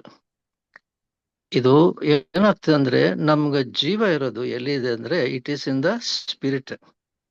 ನಿಜವಾದ ಜೀವ ಹೊಸ ಜೀವ ದೇವರು ನಮಗೆ ಈಗ ಕೊಟ್ಟಿದ್ದಾನೆ. ಯಾಕಂದ್ರೆ ಯೇಸು ಕ್ರಿಸ್ತನಲ್ಲಿ ನಾವು ನಂಬಿಕೆ ಇಟ್ಟಿದ್ರಿಂದ ಜೀವ, ಸಮಾಧಾನ, ಶಾಂತಿ ಮತ್ತೆ ಸ್ಟ್ರೆಂತ್, ಎನರ್ಜಿ. ಈ ಆತ್ಮ ನಮ್ಮ innermost part spirit, like the most holy place, ಇಲ್ಲಿಂದನೇ ನಮ್ಗೆ ಜೀವ ಬರ್ತದೆ. ಇಲ್ಲಿಂದ, that is from the spirit to the soul, soul to the body. Our existence is because of the life of God which is inside our spirit. ಈಗ ನಾವು ಗುಣ ಕೂಟುವಾಗ ನಾವು ಮರ್ಮರಿಂಗ್, grumbling, ಆಮೇಲೆ ಡೌಟಿಂಗ್ ಇನ್ ಗಾಡ್, ಥಿಂಕಿಂಗ್ ನೆಗೆಟಿವ್, ಇವೆಲ್ಲ ಮಾಡ್ಕೊಂಡು ಹೋದ್ರೆ ಏನಾಗ್ತದೆ ಅಂದ್ರೆ ಇಟ್ ಪಾಯ್ಸನ್ಸ್ ದ ಸ್ಪಿರಿಟ್. ಆವಾಗ ಏನಾಗ್ತದೆ, ಸ್ಪಿರಿಟ್ಗೆ ಸ್ಟ್ರೆಂತ್ ಹೋಗ್ಬಿಡ್ತದೆ. ಆವಾಗ ಏನಾಗ್ತದೆ ಅಂದ್ರೆ ಅವರ್ ಲೈಫ್ ಸ್ಪ್ಯಾನ್ ಕಡಿಮೆ ಆಗ್ತದೆ, ನಮ್ಮ ಬಾಡಿಲಿ ಸ್ಟ್ರೆಂತ್ ಕಡಿಮೆ ಆಗ್ತದೆ, ಮೆಂಟಲ್ ಸ್ಟ್ರೆಂತ್ ಕಡಿಮೆ ಆಗ್ತದೆ, ಮತ್ತು ಇಮೋಷನಲ್ ಸ್ಟ್ರೆಂತ್ ಕಡಿಮೆ ಆಗ್ತದೆ, ವಿಲ್ ಪವರ್ ಕೂಡ ಕಡಿಮೆ ಆಗ್ತದೆ. ಆವಾಗ ಏನಾಗ್ತದೆ ಅಂದ್ರೆ ನಮ್ಗೆ ಸಿಕ್ನೆಸ್ ಅಂಡ್ ಡಿಸೀಸ್ ಬರ್ಲಿಕ್ಕೆ ಕಾರಣ ಆಗ್ತದೆ. ಯಾಕಂದ್ರೆ ನಮ್ಮ ಆತ್ಮದಲ್ಲಿ ಇರೋ ಸ್ಟ್ರೆಂತ್, ಲೈಫ್, ಅದು ಎನರ್ಜಿ ಕಡಿಮೆ ಆಗ್ಬಿಡ್ತದೆ, ಅದು ಸೋತೋಗ್ತದೆ. ಅದರಿಂದ ದೇವರು ಹೇಳ್ತಾರೆ, ಗುಣಗುಟ್ರಿ ಮಾಡಬೇಡ್ರಿ, don't murmur, don't grumble, no murmur. ಇದು ಮಾಡಕ್ ಬದಲಾಗಿ ನಾನು ನಿಮ್ಗೆ ರೊಟ್ಟಿ ಆಗಿದ್ದೀನಿ, ನಾನು ನಿಮ್ಗೆ ನೀರಾಗಿದ್ದೀನಿ. That means just like we need water and bread for our living, same way we need ಆತ್ಮ. ನಮ್ಮ ಆತ್ಮ ನಮ್ಮ ಕಣ್ಣು ಕಾಣೋದಿಲ್ಲ, ನಮ್ಮ ಆತ್ಮದಲ್ಲಿ ಐತೆ, ನಮ್ಮ ಒಳಗೆ ಐತೆ. ನಮ್ಮ ಕಣ್ಣು ಕಾಣಂಗಾದ್ರೆ ನಾವು ಮುಟ್ಟೋಕ್ ಆಗೋದಿಲ್ಲ, ಅದು ಹೆಂಗಿದೆ ಅಂತ ನಾವು ಹೇಳಕ್ ಆಗೋದಿಲ್ಲ. ಬಟ್ ಅದು ದಿವಸಾಲ ಕೇಳ್ತಾ ಐತೆ, it wants water, that is Jesus. It wants bread, that is Jesus. Jesus ನಮ್ಮಲ್ಲಿ ಒಳಗೆ ಇದರಿಂದಾನೆ ಆ ಸ್ಟ್ರೆಂತ್, ಎನರ್ಜಿ, ಲೈಫ್, ಹೆಲ್ತ್ ಇದೆಲ್ಲ ಬರ್ತಾ ಇದೆ. ಅದಕ್ಕೆ ತಾನೇ ಈ says you abide in me and I will abide in you. ಎಲ್ಲಿ? ನಮ್ಮ ಆತ್ಮದಲ್ಲಿ. ಇದನ್ನ ಮರ್ತೋಗ್ಬಿಡ್ರಿ. ಈ ಸೆಲ್ಫ್ಗೆ ಅವಕಾಶ ಕೊಡ್ಬೇಡ್ರಿ, ದಟ್ ಈಸ್ ಸೋಲ್ಗೆ ಅವಕಾಶ ಕೊಡ್ಬೇಡ್ರಿ. ಹೆಂಗ ಅವಕಾಶ ಕೊಡಬಾರ್ದು? ಅದು ಗುಣಕೂಟ್ಲಿಗೆ ಕ್ರೂಸಿಫೈಡ್ ಆನ್ ದ ಕ್ರಾಸ್, ಶಿಲುಬೆನಲ್ಲಿ ಹೊಡೆದಾಕ್ರಿ. That is ask the Holy Spirit to crucify the flesh. ಆವಾಗ ಏನಾಗ್ತದೆ ಅಂದ್ರೆ ಸೋಲ್ ಕ್ವೈಟ್ನೆಸ್ ಆದ್ಮೇಲೆ, ಬೈಬಲ್ ಹೇಳ್ತಲ್ಲ, be still and know that I am God. ಯಾಕೆ ಹೇಳ್ತಾರೆ? ಯಾಕಂದ್ರೆ ನೀವು soul, mind, will and emotions calm ಆಗ್ಬಿಟ್ರೆ ಬಾಡಿ ಕಾಮ್ ಆಗ್ತದೆ. ಆಮೇಲೆ ಹೋಲಿ ಸ್ಪಿರಿಟ್ ನಮ್ಮ ಆತ್ಮದಲ್ಲಿ ಅವ್ರಿಗೆ ಯೇಸು ಕ್ರಿಸ್ತನ ಅಥವಾ ಹೋಲಿ ಸ್ಪಿರಿಟ್ ನಮ್ಮ ಆತ್ಮಲ್ಲಿ ಇರ್ತಾರಲ್ಲ, ಅವ್ರಿಗೆ ಅವಕಾಶ ಕೊಟ್ಟಾಗ್ತದೆ. So that he can minister to our soul and our body, and then in turn minister to others. That is how the energy, that is how the Holy Spirit will flow from the spirit, soul and body, and from there to the people who are sitting and listening to the message, also to the church members, and you are giving life to others. ಅದರಿಂದ ದೇವರು ಹೇಳ್ತಾರೆ, ಗುಣ ಕೊಟ್ಬೇಡ್ರಿ, don't murmur. You can see, for example, the story of Jericho city. 7 days they marched, and when they marched, each day they were not supposed to talk to anybody. What is the reason? So that they can have victory. ಅವ್ರು ಏನಾದ್ರು ಮಾತಾಡ್ತಿದ್ರೆ ಅವ್ರಿಗೆ 7 ದಿವಸ March ಮಾಡಿ ಮತ್ತು 7 days 7th day ಮಾಡುವಾಗ they would have not got the victory at all. ಅದೇ ರೀತಿ ನಮ್ಮ ಸ್ಪಿರಿಚುವಲ್ ಲೈಫಲ್ಲಿ, ನಮ್ಮ ಫಿಸಿಕಲ್ ಲೈಫ್ನಲ್ಲಿ, ರಿಲೇಶನ್ಶಿಪ್ ಲೈಫ್ನಲ್ಲಿ ನಾವು ವಿಕ್ಟೋರಿಯಸ್ ಆಗಿರ್ಬೇಕಾದ್ರೆ ನಾವು ಗುಣ ಕೊಟ್ಟಬಾರ್ದು. We should not grumble. ಯಾಕಂದ್ರೆ ನಮ್ಮ ಸೋಲ್ ಇಸ್ ಅನ್ಸ್ಟಡಿ. ಅದನ್ನ ಕ್ರೂಸಿಫೈ ಮಾಡಿ daily we have to die to our self. ಆವಾಗ ನಮ್ಗೆ ಸ್ಟ್ರೆಂತ್, ಎನರ್ಜಿ, ಪವರ್, ಆಮೇಲೆ will be in obedience to the will of God. This is the technique of me telling you about why we should not murmur or grumble. This is my understanding. I don't know how many people have understood and how many people have understood. Because this is practical, this is practical living I'm telling you, because I am practicing this. I want every one of you to be victorious. I hope you understood. Please forgive me if I have taken your time. Thank you sir. Sir ಹೇಳಿದಂತ ಒಂದು ಗೂಢಾರ್ಥ ಏನಂತಂದ್ರೆ, ಗುಣಗುಟ್ಟುವಿಕೆಯಿಂದ ನಾವು ದೇವರಿಗೆ ವಿರುದ್ಧವಾಗಿ ನಿಲ್ತೇವೆ ಹೊರತು ಮತ್ತು ದೇವರ ಆತ್ಮನ ನಡೆಸುವಿಕೆಗಳನ್ನ ನಿರಾಕರಿಸ್ತೇವೆ. ಹೀಗಾಗಿ ನಮ್ಮ ಶರೀರ ದೇವರಿಗೆ ವಿಧೇಯರಾಗ್ಲಿಕ್ಕೆ ಸಾಧ್ಯವಿಲ್ಲ. ಸೊ ದೇವರ ಆತ್ಮನ ಬಲದಿಂದ ಶರೀರವನ್ನ ದೇವರ ಚಿತ್ತಕ್ಕೆ ನಾವೇನ್ ಮಾಡ್ಬೇಕಾಗಿದೆ, ಅಧೀನಪಡಿಸಬೇಕಾಗಿದೆ.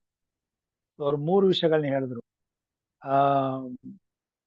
ದೇಹ, ಪ್ರಾಣ ಮತ್ತು ಆತ್ಮ.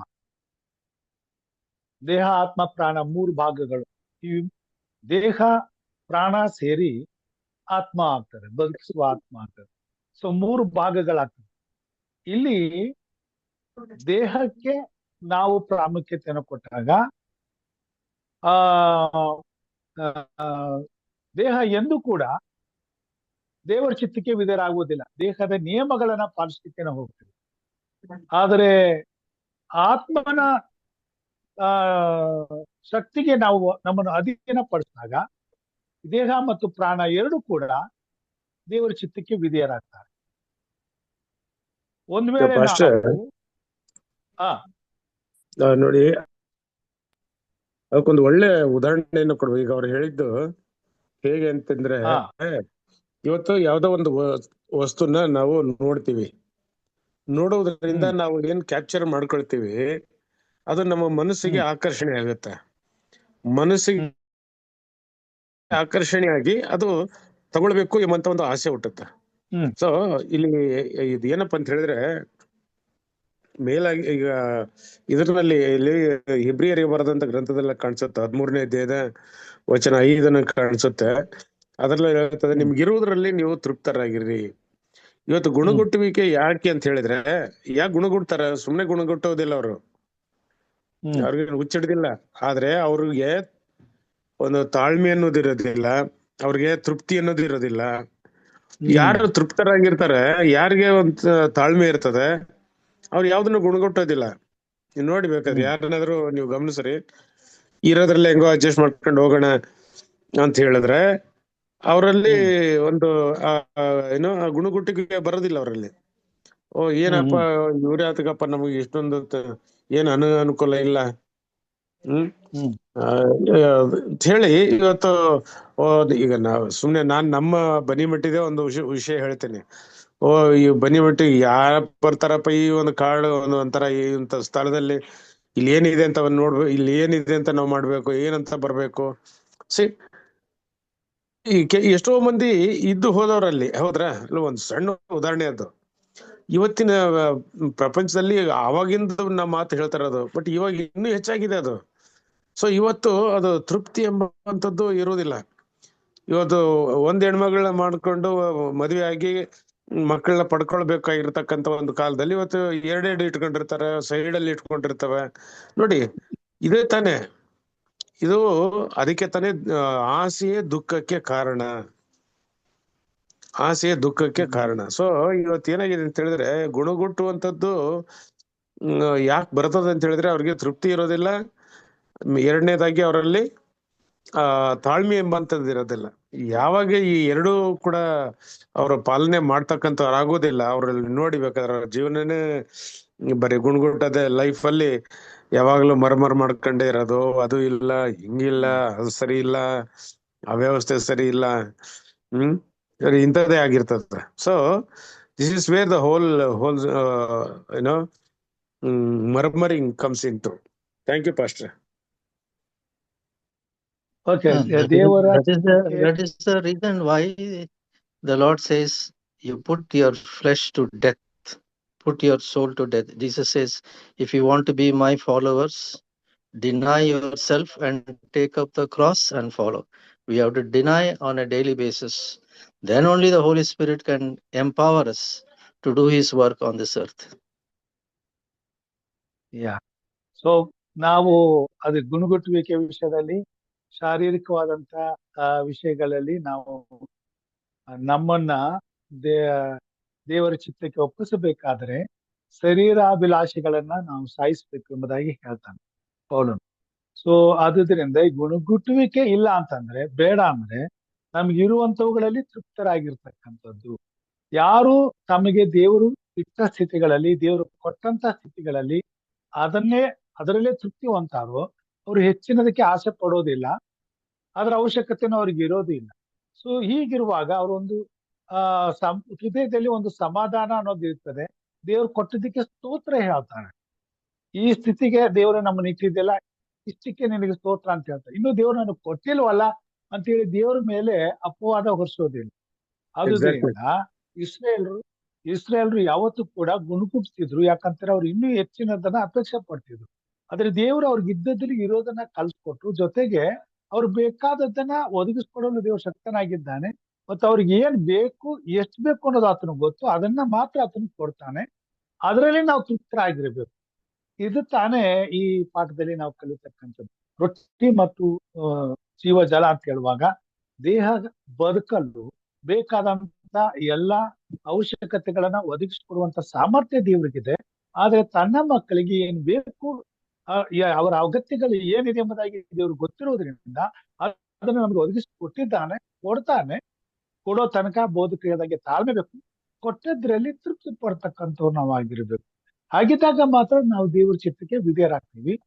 ಪಕ್ಕದ ಮನೆಯವರು ಚೆನ್ನಾಗಿದ್ದಾರೆ, ನಾವು ಅವರಾಗಿ ಆಗ್ಬೇಕು ಅನ್ನೋ ಆಸೆ ಬಂದಾಗ ಅದು ನಮಗ್ ಬೇಕಾಗಿಲ್ಲ. ಯಾಕಂದ್ರೆ ಅದು ದೇವ್ರ ಚಿತ್ತ ಅಲ್ಲ. ದೇವರು ನಮ್ಮನ್ನ ಈ ಸ್ಥಿತಿಯಲ್ಲಿ ಇಟ್ಟಿದ್ದಾನೆ, ಹೀಗೆ ಇರ್ಬೇಕಂತ ಬಯಸ್ತಾನೆ. ಇದರಿಂದ ದೇವ್ರ ಮಹಿಮೆ ಆಗ್ತದಂದ್ರೆ ಇಷ್ಟು ಸಾಕು, ಈ ತೀರ್ಮಾನ ದೇವ್ರು ಕೊಟ್ಟಿದ್ದಾನಲ್ಲ ಇಷ್ಟು ಸಾಕು ಅನ್ನುವಂತ ಮನಸ್ಥಿತಿ ನಮ್ದಾದ್ರೆ ನಮ್ಗೆ ಎಷ್ಟಿದ್ರು ಕೂಡ ಅಷ್ಟರಲ್ಲಿ ನಾವು ತೃಪ್ತಿ ಪಡ್ತೇವೆ. ಇಲ್ಲ, ಇತರರನ್ನ ನೋಡಿ ಅವ್ರ ಹಾಗೆ ನಾವು ಆಗ್ಬೇಕು, ಅದು ನಮಗೆ ಬೇಕು ಅಂದಾಗ ಗುಣುಗುಟ್ಟುವಿಕೆ ಪ್ರಾರಂಭ ಆಗ್ತದೆ. ಮತ್ತು ದೇವ್ರ ಚಿತ್ತಕ್ಕೆ ವಿರುದ್ಧವಾದಂತ ಎಲ್ಲಾ ಕಾರ್ಯಗಳು ನಮ್ಮ ಜೀವಿತದಲ್ಲಿ ನಡೀತದೆ. ಅದು ತಾನೇ ಇಸ್ರೇಲ್ ಜೀವಮಾನದಲ್ಲಿ ಆದದ್ದು. ಇಂಗ್ಲಿಷ್ ನಲ್ಲಿ ಒಂದು ಮಾತು ಹೇಳ್ತಾರೆ ಪಾಸ್ಟ್ರೆ, ಏನಂದ್ರೆ God has given every bird its food for the day, but he does not place the food in the nest. ಅದು ಒಂದು. ಎರಡನೇದು, God has given everything to meet man's need and not his greed. ದೇವರು ಎಲ್ಲಾ ಅವಶ್ಯಕತೆಗಳನ್ನು ಪೂರೈಸುವುದಕ್ಕೆ ಎಲ್ಲ ಕೊಟ್ಟಿದ್ದಾನೆ, ಆದ್ರೆ ಅವನ ಆಸೆ ಅಲ್ಲ. God has given everything to meet man's need. ಅವತ್ತಿನ ದಿನಕ್ಕೆ ಏನ್ ಬೇಕೋ ಅದನ್ನ ದೇವರು ಒದಗಿಸ್ಕೊಟ್ಟಿದ್ದಾನೆ. ನೀವು ಅದನ್ನ ಚೆನ್ನಾಗಿ ಹೇಳಿದ್ರಿ, ಅದನ್ನ ಹೌದ್ರಾ? ಸೊ ಆ ದಿನಕ್ಕೆ ಏನ್ ಬೇಕೋ ದೇವ್ರೆ ಕೊಟ್ಟಿದ್ಯಪ್ಪ, ಸಾಕು ಅಷ್ಟೇ. ನಾಳೆ ನಾವು ಬದುಕ್ತೀವಲ್ಲೋ ಗೊತ್ತಿಲ್ಲ, ಹೌದಾ? ಸೊ ಅದರಿಂದ ಇವತ್ತು ಯಾರು ನಾವು ಈ ದಿನಕ್ಕೋಸ್ಕರ ನಾವು ತೃಪ್ತಿ ಪಡ್ತೀವಿ, ಮುಂದಿನ ದಿನಕ್ಕೆ ಇನ್ನೂ ಹೆಚ್ಚಾದಂತದ್ದನ್ನ ದೇವರು ನಮಗೆ ಅನುಗ್ರಹಿಸ್ತಾನೆ. So that is the anticipation. ಆ ಒಂದು ಭರವಸೆಯಿಂದ ಬೇಕಾಗಿದ್ರೆ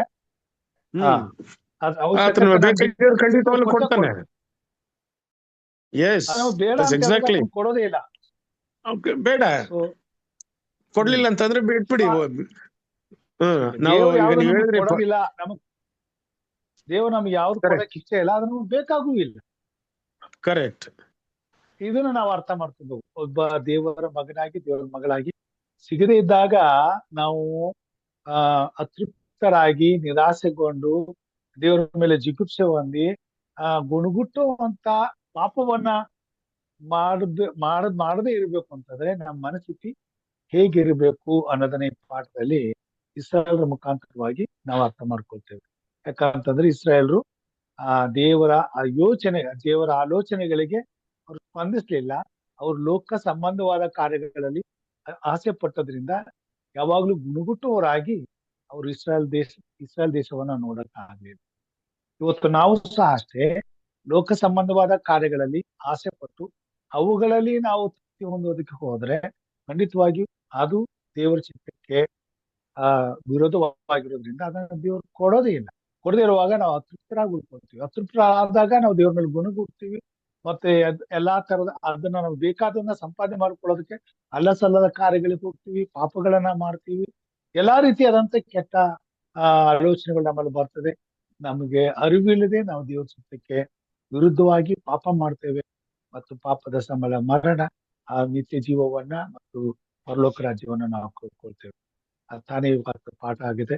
ದೇವರು ನಮ್ಮನ್ನ ಆಶೀರ್ವಾದ ಮಾಡ್ಲಿ. ಉತ್ತಮವಾದಂತ ರೀತಿಯಲ್ಲಿ ನಮಗೆ ಪಾಠವನ್ನು ಸಹೋದರ ವಿಲ್ಸನ್ ಎಲೇಸ್ ಅವರು ತಿಳಿಸ್ಕೊಟ್ರು. ಚರ್ಚೆಯನ್ನು ಸಹ ಹಿರಿಯರಂತ ಸಮಲ್ ಕೃಷ್ಣಪ್ಪರವರು ಮತ್ತೆ ಪಾಸ್ಟರ್ ಸಲಮನ್ ಅವರು ನಮಗೆ ತಿಳಿಸ್ಕೊಟ್ರು. ದೇವರು ನಿಮ್ಮನ್ನು ಆಶೀರ್ವಾದ ಮಾಡ್ಲಿ. ಹೀಗೆ Now, ನಾವು just ಪಾಠವನ್ನು one minute, ಕಲಿತಾ ಹೋಗೋಣ. just 1 minute, if you don't mind, please. Yes, You sir, see, yes. if you take the life of Jesus, he met various situations, circumstances in his life. There is not one instance of him grumbling or murmuring, though he was man like us in flesh. Not one instance. But whenever he faced any situations, what was his answer is, not my will, Father, but your will be done. That's true. That was the life of Christ, total surrender to the life, surrender to the Lord. Yes. If we are totally surrendered to the life, surrendered to the Lord completely, trusting in him, the righteous will lack nothing. That's what the book of Psalms says. Yeah.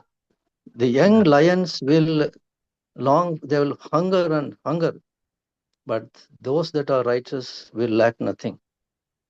Now Yeah. that we are already righteous in Christ Jesus, having fully surrendered like Christ and trusting in God, we will not lack anything because of the righteousness of Jesus. ಖಂಡಿತವಾಗಿ ದೇವರು ಒಳ್ಳೆಯದು ಮಾಡ್ಲಿ. ಈ ಸಮಯದಲ್ಲಿ ಪ್ರಾರ್ಥನೆ ವಿಜ್ಞಾಪನೆಗಳಿಗೆ ಹೋಗೋಣ. ಹಿರಿಯರಂತ ಚಿನ್ನಪ್ಪ ಸಾತ್ವಿಕ್ ನಮ್ಮ ಜೊತೆಗಿದ್ದಾರೆ. ಮುಕ್ತಾಯದ ಪ್ರಾರ್ಥನೆ ಮಾಡ್ಲಿಕ್ಕೆ ಹೋಗ್ತಾರೆ. ಈ ಸಮಯದಲ್ಲಿ ಪ್ರಾರ್ಥನೆ ವಿಜ್ಞಾಪನೆಗಳಿದ್ರೆ ಈ ಸಮಯದಲ್ಲಿ ಹಂಚಿಕೊಳ್ಬೇಕೆಂಬುದಾಗಿ ಕೇಳ್ಕೊಳ್ತೇನೆ. ನಮಗೆ ಹೋಗಿ ಪ್ರಾರ್ಥನೆ ಮಾಡಿ ಮತ್ತು ನಮ್ಮ ತಾಯಿಗಾಗಿ ಸುಮಗಾಗಿ ಪ್ರಾರ್ಥನೆ ಮಾಡಿ, ಸಂತಾನ ಭಾಗಿ. ಓಕೆ, ರವಿ ಬಳ್ಳಾರಿ ಅವರ ವಿಜ್ಞಾಪನೆಗಳಿಗೋಸ್ಕರ ಪ್ರಾರ್ಥನೆ ಮಾಡೋಣ. ಸಹೋದರಿ ಸರೋಜಾ ಪೌಲ್ರಾಜ್ ಅವರ ಕಣ್ಣಿನ ಸಮಸ್ಯೆಗಾಗಿ ಪ್ರಾರ್ಥನೆ ಮಾಡೋಣ. ಹೇಳಿ ಗ್ರೀಶಮ್ಮ. ನನ್ನ ಸೊಸೆಗೆ ಕನ್ಸೀವ್ ಆಗ್ಲಿಕ್ಕೆ ಪ್ರೇಯರ್ ಮಾಡಿ ಪಾಸ್ಟರ್. ಅವ್ರ ಹೆಸರು ನನ್ನ ಸೊಸೆ ಕನ್ಸೀವ್ ಆಗ್ಲಿಕ್ಕೆ ಅವ್ರ ಹೆಸರು ಏನು? ಪ್ರಸಿಲ್ಲ. ಓಕೆ, ಅವ್ರಿಗೆ ಗರ್ಭಫಲಕ್ಕಾಗಿ ಪ್ರಾರ್ಥನೆ ಮಾಡೋಣ. ಸರ್, ನಮ್ಮ ಆರೋಗ್ಯಕ್ಕಾಗಿ ನಮ್ಮ ಕುಟುಂಬಕ್ಕೋಸ್ಕರ ಪ್ರೇಯರ್ ಮಾಡಿ ಸರ್. ಸಹೋದರಿ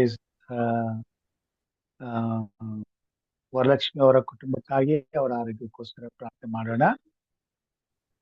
ಅಷ್ಟೇ ಒಂದು ಪ್ರೇಯರ್ ಇದಕ್ಕೆ ಇಸ್ರಾಯೇಲ್ ದೇಶದಲ್ಲಿ ಒಂದು ಶಾಂತಿ ನೆಮ್ಮದಿ ಸ್ಥಾಪನೆ ಆಗ್ಲಿ ಅಂತ ಪ್ರೇಯರ್ ಮಾಡೋಣ. ಓಕೆ, ಇಸ್ರಾಯೇಲ್ ದೇಶದ ಸಮಸ್ಯೆ ಪರಿಹಾರ ಆಗ್ಲಿ, ಯುದ್ಧಗಳು ನಿಲ್ಲಿ, ಅಲ್ಲಿ ಸಮಾಧಾನ ಸ್ಥಾಪಿಸಲ್ಪಡ್ಲಿ, ಅದಕ್ಕಾಗಿ ನಾವು ಪ್ರಾರ್ಥನೆ ಮಾಡೋಣ.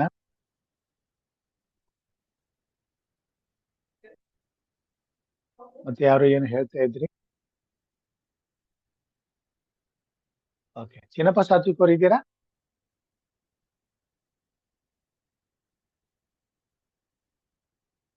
ಅಂದ್ರೆ ಅವರು ಹೊರಗಡೆ ಇರ್ಬೋದು. ಓಕೆ, ಪಾಸ್ಟರ್ ಸಾಲಮನ್ ಅವರು ಪ್ರಾರ್ಥನೆ ಮಾಡಿ ಅಂತ ಆಶೀರ್ವಾದವನ್ನು ಕೊಡಬೇಕೆಂದು ಕೇಳ್ಕೊಳ್ತೇನೆ.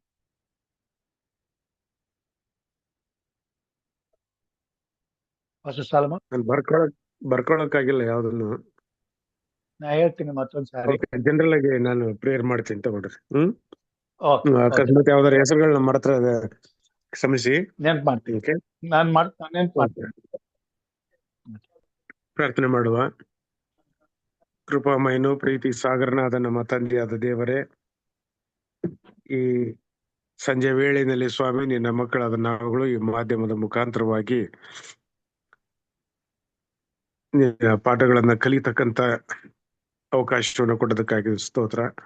ನಿನ್ನ ಪ್ರಿಯ ದಾಸನ ಮುಖಾಂತರವಾಗಿ ಸ್ವಾಮಿ ನೀನು ತಂದಂತ ವಾಕ್ಯಗಳಿಗೋಸ್ಕರ ವಂದನೆ ಸಲ್ಲಿಸ್ತೇವೆ.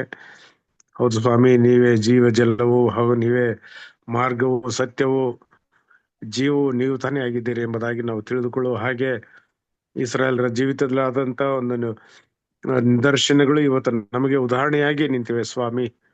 ನಿಮ್ಮನ್ನ ನಂಬಿಕೆಯಿಂದ ನಂಬಿ ಜೀವಿಸ್ತಕ್ಕಂಥದ್ದು ಎಷ್ಟೋ ಉತ್ತಮವಾದಂಥದ್ದಾಗಿದೆ ಸ್ವಾಮಿ. ಹಾಗೂ ಈ ದಿನದ ಚರ್ಚೆಗಾಗಿ ಸ್ತೋತ್ರ. ಆ ಕರ್ತನೆ ನಿನ್ನ ವಿಶೇಷವಂತ ಕೃಪಾಶೀರ್ವಾದಗಳಿಗೆ ನಮ್ಮೆಲ್ಲರನ್ನು ಒಪ್ಪಿಸಿಕೊಡುತ್ತೇವೆ. ಸಹೋದರಿ ವರಲಕ್ಷ್ಮಿ ಅವರ ಕುಟುಂಬಕ್ಕಾಗಿಯೂ, ಸಹೋದರಿ ಗ್ರೇಸಿ ಅವರ ಸೊಸೆಯ ಗರ್ಭಫಲಕ್ಕಾಗಿ ಪ್ರಾರ್ಥಿಸುವಂತವರಾಗಿದ್ದೇವೆ. ಸಹೋದರ KP ರವಿ ಬಳ್ಳಾರಿಯಿಂದ ಅವರ ಕೋರಿಕೆಯನ್ನು ಸ್ವಾಮಿ ನೀವು ಬಲ್ಲವರಾಗಿದ್ದೀರಿ. ಸಭೆಯು ಕಟ್ಟಲ್ಪಡುವ ಹಾಗೆ ನಿನ್ನ ಸಹಾಯ ಒದಗಿ ಬರಲಿ. ಹಾಗೂ ಬನ್ನಿಮಟ್ಟಿ ಪ್ರಾಂತ್ಯದಲ್ಲೂ ಕೂಡ ಸ್ವಾಮಿ ಸಭೆಯು ಬಿದ್ದು ಹೋಗುವಂತ ಸ್ಥಿತಿನಲ್ಲಿದೆ. ಅದನ್ನ ಕಟ್ಟುವ ಒಂದು ಸ್ಥಿತಿಗೆ ಸ್ವಾಮಿ ನೀವು ತಾನೇ ವ್ಯವಸ್ಥೆ ಮಾಡ್ರಿ.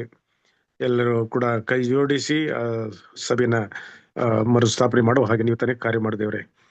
ಹಾಗೂ ತಂದೆಯಾದಂತಿದ್ದೇವ್ರೆ, ಇನ್ನು ಅನೇಕರು ನಾನಾ ವಿಜ್ಞಾಪನೆಗಳನ್ನ ನಿಮ್ಮ ಪಾದಗಳಲ್ಲಿ ಸಲ್ಲಿಸಿದ್ದಾರೆ. ಆ ಪ್ರಾರ್ಥನೆಗಳನ್ನ ಕರ್ತನೆ ನೀನು ಉತ್ತರಿಸಿ ಅವರ ಬೇಡಿಕೆಗಳನ್ನ ನೀನು ಈಡೇರಿಸಿಕೊಡಬೇಕಾಗಿ ಪ್ರಾರ್ಥಿಸ್ತೇನೆ ಸ್ವಾಮಿ.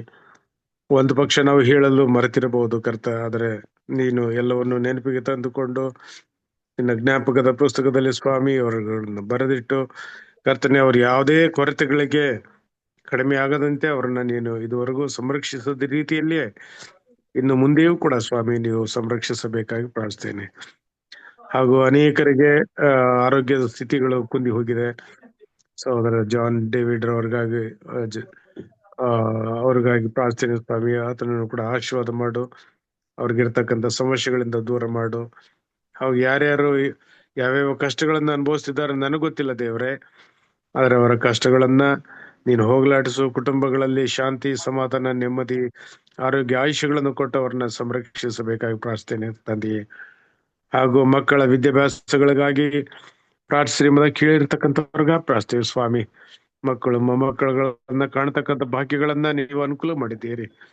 ಈ ಅತಿವೃಷ್ಟಿಯಿಂದ ಹಾಳಾಗ್ತಕ್ಕಂಥ ಅನೇಕರು ಸ್ವಾಮಿ ಬಳಲುತ್ತಿದ್ದಾರೆ ಕರ್ತನೆ. ಅವರನ್ನು ಸ್ವಾಮಿ ನೀನು ಆಶೀರ್ವಾದಕ್ಕೆ ಒಪ್ಪಿಸ್ಕೊಡುತ್ತೇನೆ ಕರ್ತನೆ. ಯಾವುದೇ ರೀತಿಯಂತ ಮುಂದೆ ಹಾನಿಗಳಾಗದಂತೆ ಆ ಮಕ್ಕಳನ್ನ ನೀನು ಸ್ವಾಮಿ ಪ್ರಾಣ ಅಪಾಯಗಳಿಂದ ನೀನು ಅವ್ರನ್ನ ರಕ್ಷಿಸಬೇಕಾಗಿ ಪ್ರಾರ್ಥಿಸ್ತೇನೆ.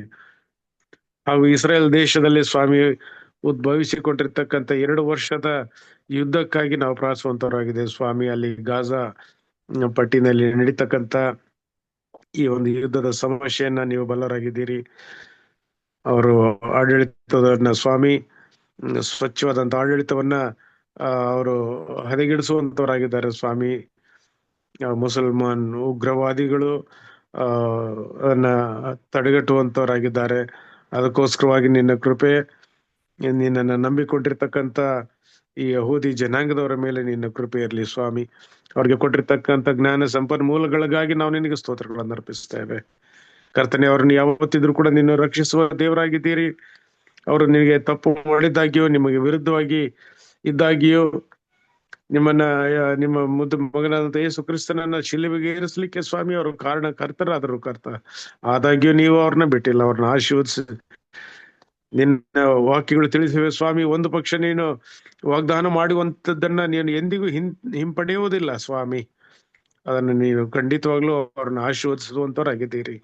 ಅದೇ ರೀತಿಯಾಗಿ ಆ ಉಗ್ರವಾದಿಗಳನ್ನ ನೀನು ದೂರ ಮಾಡು ಸ್ವಾಮಿ.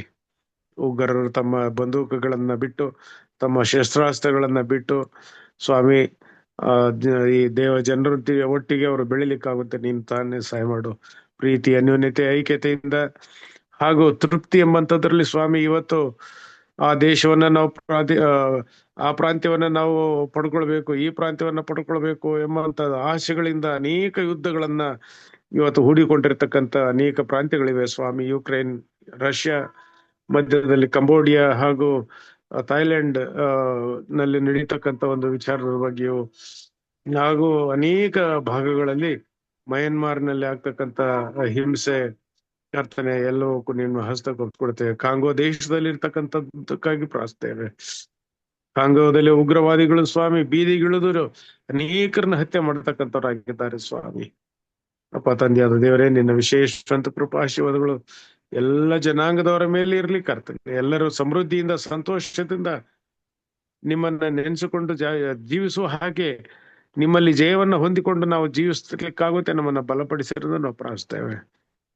ಹಾಗೂ ಈ ಸಂದರ್ಭದಲ್ಲಿ ರಾತ್ರಿ ಹೊತ್ತಿನಲ್ಲಿ ಸ್ವಾಮಿ ಕೂಟವನ್ನು ಮುಗಿಸಿಕೊಂಡು ನಮ್ಮ ಹಾಸಿಗೆಗಳಿಗೆ ತೆರಳುವಾಗ ನೀನು ನಮ್ಮ ಜೊತೆಗಾರನಾಗಿದ್ದುಕೊಂಡು ನಮ್ಮನ್ನೆಲ್ಲರನ್ನು ನೀನು ಸಂರಕ್ಷಿಸಿ ಕಾಯ್ದು ಕಾಪಾಡ. ಹಾಗೂ ವಿಶೇಷವಾಗಿ ನಾಳಿನ ದಿವಸದಲ್ಲಿ ಸ್ವಾಮಿ ನಮ್ಮ ಭಾರತ ದೇಶವು ಸ್ವತಂತ್ರದ ಸಂದರ್ಭಗಳನ್ನ ಆಚರಿಸುವಾಗ ಈ ಒಂದು ಸಂಸ್ಕೃತಿಯ ಮೇಲೆ ದಾಳಿಯನ್ನ ಮಾಡ್ತಕ್ಕಂತ ಈ ಪಾಕಿಸ್ತಾನದ ಉಗ್ರವಾದಿಗಳನ್ನ ನಿನ್ನ ವಶಕ್ಕೆ ಒಪ್ಪಿಸಿಕೊಡುತ್ತೇವೆ ಸ್ವಾಮಿ. ಕರ್ತನೆ, ಈ ಒಂದು ಶಾಂತಿಯುತವಾದಂತ ವಾತಾವರಣವನ್ನ ಕೆಡಿಸದಿರುವ ಹಾಗೆ ನೀನು ಅವ್ರನ್ನ ತಡೆಗಟ್ಟು ಸ್ವಾಮಿ. ಹಾಗೂ ನಿನ್ನ ವಿಶೇಷವಂತ ಕೃಪಾ ಆಶೀರ್ವಾದಗಳು ನಮ್ಮ ಸಭೆಗಳಲ್ಲೂ ಕೂಡ ಇರತಕ್ಕಂಥದ್ದಾಗಿತ್ತು ಸ್ವಾಮಿ. ಈ ಒಂದು ಉಗ್ರವಾದದ ಒಂದು ವಾತಾವರಣಗಳು ನಮ್ಮ ಸಭೆಗಳಲ್ಲೂ ಕೂಡ ಇದೆ. ಅಂತವ್ರನ್ನ ನೀವು ತಡೆದು ಸ್ವಾಮಿ ಅವ್ರನ್ನ ತಡೆ ಹಿಡೀರೆಂದು ನಾವು ಪ್ರಾರ್ಥಿಸ್ತೇವೆ. ಅದು ನಮ್ಮ ಸ್ವಂತ ಶಕ್ತಿಯಿಂದ ಸಾಲದು ದೇವರೇ. ನಿನ್ನ ಅಪರಿಮಿತವಾದಂತ ಶಕ್ತಿ ಸಾಮರ್ಥ್ಯಗಳ ಮುಖಾಂತರವಾಗಿ ಆ ದುಷ್ಟ ಶಕ್ತಿಗಳು ಲಯವಾಗಲಿ ಸ್ವಾಮಿ. ನಾವೆಲ್ಲರೂ ಸಹ ಸಮೃದ್ಧಿಯಿಂದ, ಶಾಂತಿಯುತದಿಂದ ಹಾಗೂ ಈ ಧಾರ್ಮಿಕವಾದಂತ ಸ್ವತಂತ್ರವನ್ನ ಅನುಭವಿಸಿಕೊಂಡ ಮಕ್ಕಳಾಗಿ ನಿಮ್ಮಲ್ಲಿ ಯಾವಾಗಲೂ ಕೂಡ ನಾವು ನಂಬಿಕೆಯಿಂದ ಮುಂದೆ ಹೆಜ್ಜೆ ಇಡುವಾಗ ನೀನು ನಮ್ಮೆಲ್ಲರ ಜೊತೆಯಲ್ಲಿ ನಿನ್ನ ಪ್ರಸನ್ನತೆ ನಮ್ಮೆಲ್ಲರ ನಡೆಸುವಂತದ್ದಾಗಿರ್ಲೆಂದು ಪ್ರಭು ರಕ್ಷಕನು ಹಾಗೂ ನಮಗೋಸ್ಕರವಾಗಿ ಕಲ್ವೇರಿಯ ಗುಡ್ಡದ ಮೇಲೆ ಪ್ರಾಣತ್ಯಾಗ ಮಾಡಿ 3ನೇ ದಿವಸದಲ್ಲಿ ಮೃತ್ಯುಂಜಯನಾಗಿರುವಂತ ಯೇಸು ಕ್ರಿಸ್ತರ ಶ್ರೇಷ್ಠ ನಾಮದಲ್ಲಿ ಅತ್ಯಂತ ವಿನಯದಿಂದ ತಾಳ್ಮೆಯಿಂದ ಬಿಡಿದ್ದೇವೆ ತಂದೆಯೇ, ಆಮೇನ್. ಆಮೇನ್. ಪರಲೋಕದ ಪ್ರಾರ್ಥನೆ ಮಾಡಿಕೊಳ್ಳೋಣ. ಪರಲೋಕದಲ್ಲಿರುವ ನಮ್ಮ ತಂದೆಯೇ, ನಿನ್ನ ನಾಮವು ಪರಿಶುದ್ಧವೆಂದು ಎಣಿಸಲ್ಪಡಲಿ. ನಿನ್ನ ರಾಜ್ಯವು ಬರಲಿ. ನಿನ್ನ ಚಿತ್ತವು ಪರಲೋಕದಲ್ಲಿ ನೆರವೇರುವ ಪ್ರಕಾರ ಭೂಲೋಕದಲ್ಲಿ ನೆರವೇರಲಿ. ನಮ್ಮ ಅನುದಿನದ ಆಹಾರವನ್ನು ಇವತ್ತಿನಿಂದ ಪಾಲಿಸಿಕೊಡು.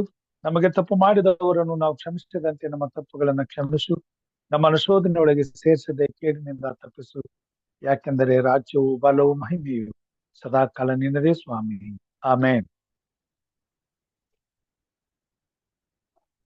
ನಮ್ಮ ತಂದೆಯಾದ ದೇವರ ಪ್ರೀತಿಯು, ನಮ್ಮ ರಕ್ಷಕನಾದಂತಹ ಯೇಸು ಕ್ರಿಸ್ತನ ಕೃಪೆಯು, ಪರಿಶುದ್ಧಾತ್ಮ ದೇವರ ಅನುನ್ನತಿಯು, ಐಕ್ಯತೆಯು, ಸಹವಾಸವು ಇಂದು ಎಂದು ಸದಾಕಾಲ ಕೂಡಿ ಬಂದಿರುವಂತಹ ದೇವ ಮಂದಿಯ ಸಂಗಡ, ಕುಟುಂಬ ಮಕ್ಕಳ ಸಂಗಡ, ಬಂಧು ಬೆಳಗದವರ ಸಂಗಡ, ಅವ್ರು ಮಾಡುವಂತ ಕೆಲಸ ಕಾರ್ಯಗಳ ಸಂಗಡ ಹಾಗೂ ಸ್ವಾಮಿ ಪ್ರಾರ್ಥನೆ ವಿಜ್ಞಾಪನೆಗಳ ಸಂಗಡ, ಕರ್ತನೆ ನಿನ್ನ ಸೇವೆಯಲ್ಲಿ ಭಾಗವಹಿಸಿ ನಿನ್ನನ್ನು ಘನಪಡಿಸುವಂತ ದೇವ ಸೇವಕರ ಸಂಗಡ ಸದಾಕಾಲ ನೆಲೆಯಾಗಿರ್ಲಿ ಸ್ವಾಮಿ.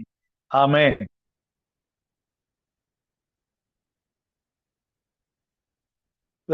ದೇವ ನಾಮ ಸ್ತೋತ್ರವಾಗಲಿ. ಉತ್ತಮವಾದಂತ ಆರಾಧನೆಯಲ್ಲಿ ಪಾಲ್ಗೊಂಡಂತ ಎಲ್ಲಾ ದೇವ ಮಂದಿಗೆ ಧನ್ಯವಾದಗಳನ್ನ ಸಲ್ಲಿಸ್ತೇನೆ. ಆರಂಭದ ಪ್ರಾರ್ಥನೆ ಮಾಡಿದಂತ ಸಹೋದರಿ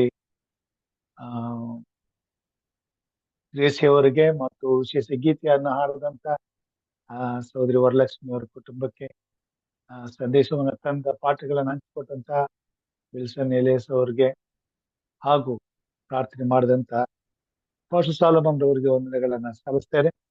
ಕರ್ತನು ನಮ್ಮೆಲ್ಲರನ್ನ ಆಶೀರ್ವಾದ ಮಾಡಲಿ. ಈ ರಾತ್ರಿ ನಮ್ಮನ್ನ ಸುರಕ್ಷಿತ, ಸುಖ, ನಿದ್ರೆ, ಕ್ಷೇಮಗಳನ್ನು ಕೊಟ್ಟು ಬೆಳಿಗ್ಗೆ ಹರ್ಷದಿಂದ ಎದ್ದು ಆತನ ಕೃಪಾಸನ್ನಿಧಾನಕ್ಕೆ ಬರುವಂತೆ ಕಾರ್ಯ ಮಾಡಲಿ ಎಂಬುದಾಗಿ ಪ್ರಾರ್ಥಿಸುತ್ತಾ ನಮ್ಮೆಲ್ಲರನ್ನ ಕರ್ತನ ಕೃಪಾಸನಕ್ಕೆ ಒಪ್ಪಿಸುತ್ತಾ ಎಲ್ಲರಿಗೂ ಈ ರಾತ್ರಿಯ ಶುಭಾಶಯಗಳನ್ನು ಕೋರ್ತೇನೆ. ಕರ್ತನು ಆತ್ಮನ ಕೃಪೆ ನಮ್ಮೊಂದಿಗಿರಲಿ. ಆಮೇನ್. ಆಮೇನ್. ಧನ್ಯವಾದ.